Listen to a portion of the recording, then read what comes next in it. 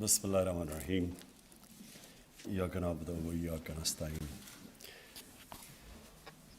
2019 میں ایک اوورسیز پاکستانی جن کا نام عرفان علی تھا اور غالباً گریس سے انہوں نے پرائم منسٹر کے پورٹل پہ ایک میسج بھیجی اور وہ میسج یہ تھی کہ انہوں نے کہا کہ یہ اتنا مشکل پروسیس ہے یہ پاور آف اٹرنی کا کہ ایک اوورسیز پاکستانی کے لیے بڑا ہی مشکل ہوتا ہے اور ٹریول کرو اور پھر جاؤ اور پھر دیر لگتی تھی اور فزیکل پریزنس ہونی چاہیے تھی تو اور جس طرح کہا گیا یہ چھوٹا نمبر نہیں ہر سال جس کو پاور اٹرنی چاہیے ہوتی ہے، کوئی 75,000 پاکستانیوں کو سالانہ یہ اس پروسیس سے گزرنا پڑتا تھا۔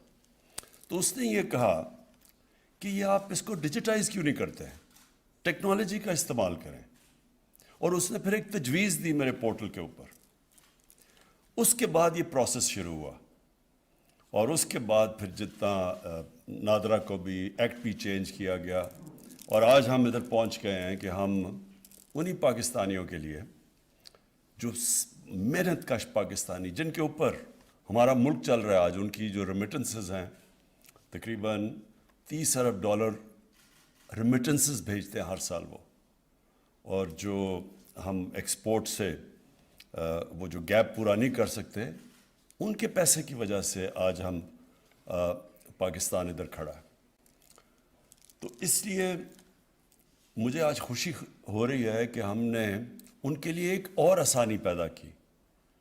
اس سے پہلے بھی ہم نے کوشش کی تھی سکسیشن سرٹیفکیٹ، وہ بھی ایک بڑا لمبا پروسیس تھا، اس کے لیے بھی ہم نے ٹیکنالوجی کا استعمال کیا اور آج وہ جو پروسیس بڑا ہی مشکل تھا اس کو اب ایک ان کے لیے ادھر آسانی پیدا ہوئی اور یہ دوسرا سٹیپ ہے کہ ان کی زندگی میں آسانی ہو۔ میرا انٹریکشن اوورسیز پاکستانی سے سب سے زیادہ کرکٹ کے دنوں میں جب ہم کرکٹ کھیلنے جاتے تھے تو وہ اوورسیز پاکستانی ایک ایسے ہوتے ہیں جو زیادہ تر مجبوری میں ملک سے نکلتے ہیں، نوکریاں نہیں ملتی، میرٹ کا سسٹم نہیں ہوتا، تو وہ اپرچونٹیز کے لیے باہر جاتے ہیں۔ اور زیادہ تر جو میرا ایکسپیرینس رہا اوورسیز پاکستانیز میں وہ ادھر جا کے زیادہ پاکستان کی قدر ہوتی ہے، وہ چاہتے ہیں کہ ہمارا ملک بھی اچھا ہو۔ وہ کرکٹ میچ ہوتا ہے تو سارے جا کے پاکستانی ٹیم کے ساتھ کھڑے ہوتے ہیں اور ورلڈ کپ ہوتا ہے تو سارا اوورسیز پاکستانیز دعا کر رہا ہوتا ہے پاکستان کے لیے، اس لیے کہ وہ ان کو اور زیادہ قدر ہو جاتی ہے اپنے ملک کی، اور میں ان کو بڑے پیٹریوٹک پاکستانیز ہمیشہ سمجھتا ہوں۔ اور وہ جب بھی کوئی پاکستان میں مشکل آتی ہے، سیلاب کے دنوں میں یا جو زلزلہ آیا تب، یہ شوکت خانم کے لیے ہمیشہ وہ دل کھول کے پیسہ دیتے ہیں اور چاہتے ہیں کہ ہمارا ملک آگے بڑھے۔ تو ان کی خاص اہمیت ہے میرے دل میں، اور یہ وہ لوگ ہیں جو کہ ہمارا سب سے بڑا اثاثہ ہے۔ اگر ہم صحیح معنی میں ہمیشہ پولیٹکس میں آنے سے پہلے بھی یہ سوچا تھا کہ اگر ہم صحیح معنی میں اس اثاثے کو ٹیپ کر لیں تو ہمیں کوئی کسی IMF یا کسی کی قرضوں کی ضرورت نہیں ہے، لیکن بدقسمتی سے ہم نے کبھی ان کو اثاثہ نہیں سمجھا اور ہم نے بجائے ان کی زندگی آسان کرنے میں ان کی زندگی میں مزید مشکلات پیدا کی۔ ہم نے ان کی جو انویسٹمنٹ، کیونکہ وہ بزنسز جب بھی وہ کرنے کی کوشش کرتے ہیں پاکستان میں ان کو زیادہ تر نقصان ہوتا ہے، کیونکہ وہاں ہمارا جو سسٹم بدقسمتی سے اس میں اتنی کرپشن آ چکی ہے اور وہ اس سسٹم کے عادی ہو چکے ہیں جدھر کرپشن نہیں ہے، تو وہ جب یہاں آ کے کام کرتے ہیں ان کے لیے بڑا مشکل ہوتا ہے یہاں کام کرنا۔ اور وہ زیادہ تر جو میں میڈیم والوں کی بات کر رہا ہوں وہ کوشش کر کے وہ بیچاری بزنس فیل ہو کے واپس چلے جاتے ہیں، لیکن ترستے ہیں پاکستان میں آنے کے لیے۔ تو اور پھر وہ جو سب سے سیف انویسٹمنٹ ہوتی ہے وہ پلاٹ لے لیتے ہیں اور ان کی بدقسمتی کے پلاٹس پہ بھی قبضے ہو جاتے ہیں۔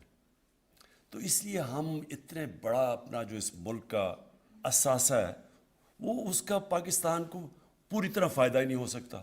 یہ بہت بڑا فائدہ ہے کہ $30 ارب ان کی ریمیٹنس ہمارے دور میں ریکارڈ ریمیٹنسز بھیجی ہیں انہوں نے، جن کا میں خاص ان کا شکریہ ادا کرتا ہوں. لیکن اس کے باوجود جو اصل پوٹینشیل ان کی انویسٹمنٹ کا ہے، جو فارن انویسٹمنٹ پاکستان میں آ سکتی ہے، بدقسمتی سے وہ انویسٹمنٹ نہیں آتی. اور میں پھر سے ریپیٹ کرتا ہوں کہ ہم نے اس طرح ان کو سروس نہیں دی. ہمیں تو ان کو اپنا جو آپ کا سب سے بڑا اثاثہ ہوتا ہے اس کی تو آپ کو بڑی قدر کرنی چاہیے، اس کی زندگی آسان کرنی چاہیے، اس کو سروس کرنا چاہیے. جس طرح آپ کے کوئی بھی اگر بینک ہے تو اس کے بڑے بڑے کلائنٹس ہیں تو وہ تو ان کو خاص سروس دیتا ہے. بڑے کلائنٹس کو ہر کوئی مارکیٹنگ کرتا ہے اور ان کے لیے پی آر کرتا ہے جو ان کے بڑے کلائنٹس ہوتے ہیں. تو ہمارا تو یہ سب سے بڑا اثاثہ ہے. تو ہماری گورنمنٹ کی پالیسی پہلے دن سے ہے کہ ہم نے اب اس کو اون کرنا ہے اور ان کو اسی طرح ان کو رکھنا ہے جیسے ایک قوم اپنے سب سے بڑے اثاثے کو رکھتی ہے.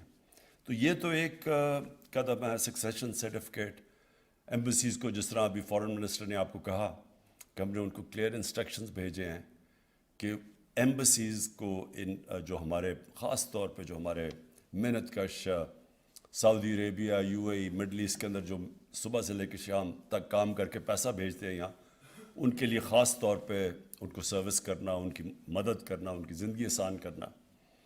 اور اس کے لیے اب ایک فارن منسٹر نے پورٹل بھی بنایا ہے جو وہ ڈائریکٹ کوئی بھی اب بتانا چاہے کہ ہمارے کوئی مسئلے کیا ہیں تو وہ ڈائریکٹ یہاں فارن منسٹر کے پورٹل کے اوپر آ سکتے ہیں.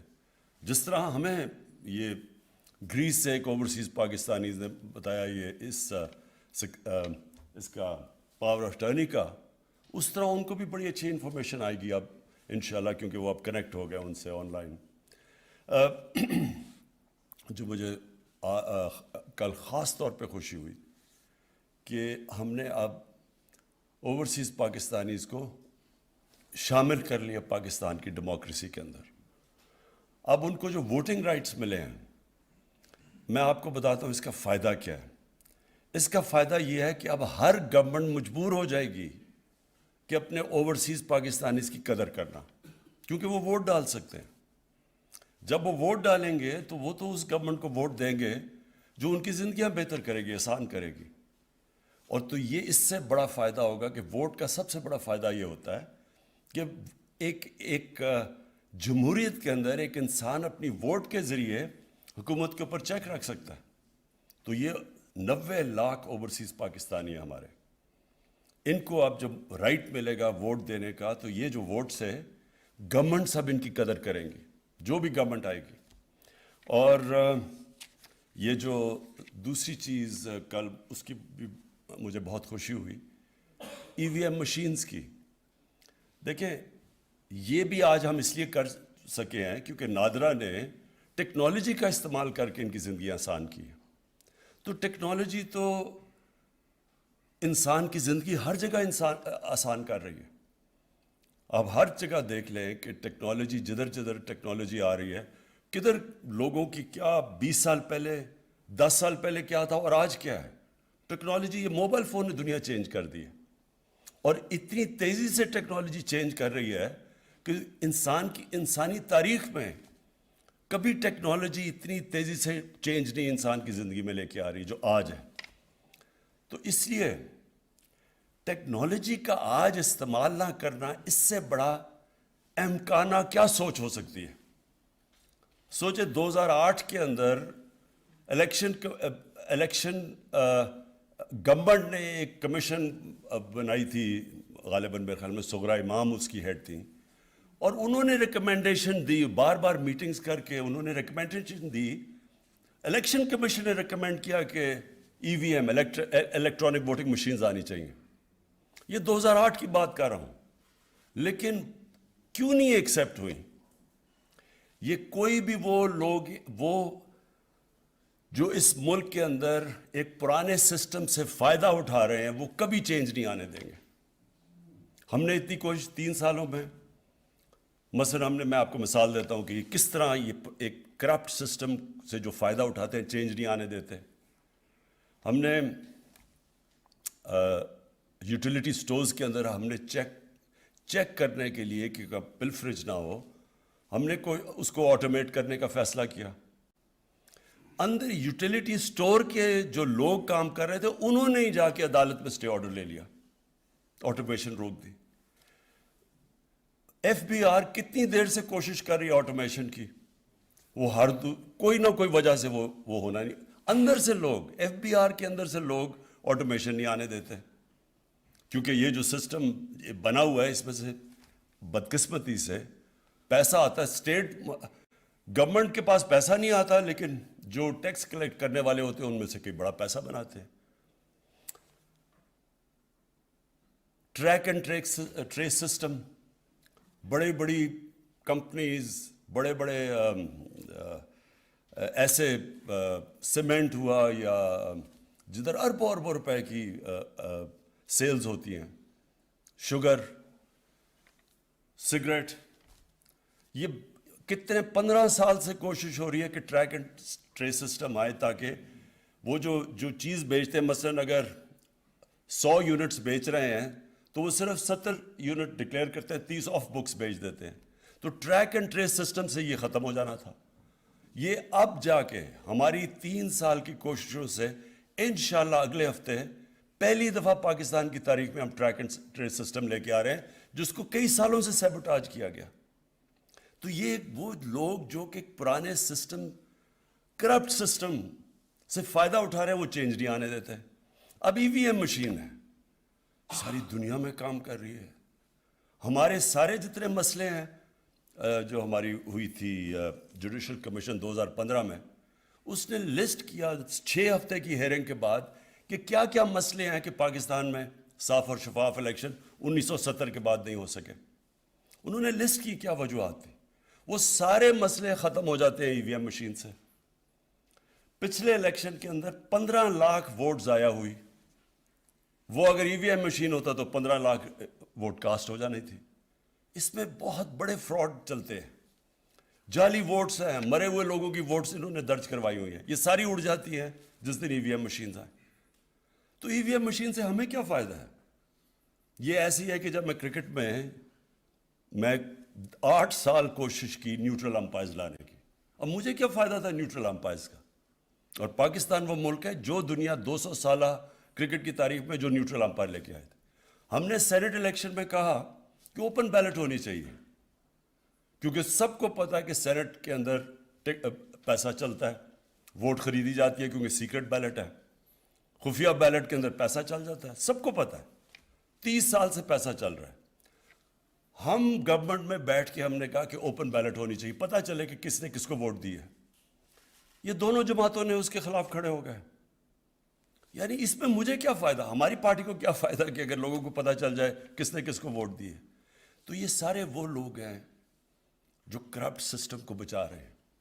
اور یہ ساری جنگ پاکستان میں یہ ہے کہ ایک طرف ایک کرپٹ سٹیٹس کو بیٹھا ہوا ہے جو ایک کرپٹ سسٹم کو بچا رہا ہے, اور دوسری طرف ایک ملک کو آگے بڑھانے کی کوشش ہو رہی ہے نئی ٹیکنالوجی کا استعمال, ریفارمز کر کے, اصلاحات کر کے.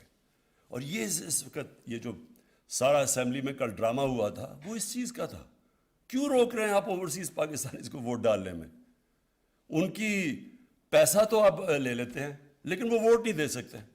ان کے پیسے پہ ملک چلتا ہے لیکن ووٹ نہیں ہم نے لینے دینا ان کو. ای وی ایم مشینز 2008 سے کوشش کر رہے ہیں لیکن یہ بلاک کر رہے ہیں. آج کیونکہ میں اوورسیز پاکستانیز کو ایڈریس کر رہا ہوں اور میں ان کو یہ کہنا چاہتا ہوں کہ ہماری گورنمنٹ ایک تو بہت خوش ہے کہ آپ کو ووٹنگ کا رائٹ ملا, اور اب ہم آئی ووٹنگ کے ذریعے آپ کو بھی آپ شامل ہوں گے پاکستان میں. پاکستان کی گورنمنٹ سینسٹیو ہوں گی کہ اوورسیز پاکستانیز کی کیا پرابلمس ہیں. اور دوسرا, ان کی ہم نے زندگی آسان کی ہے اور انشاءاللہ ان کی زندگی مزید ان کے لیے ہم اور سہولتیں پیدا کرتے جائیں گے, ان کو یہ بتانے کے لیے کہ پاکستان کی قدر کرتا ہے. شکریہ.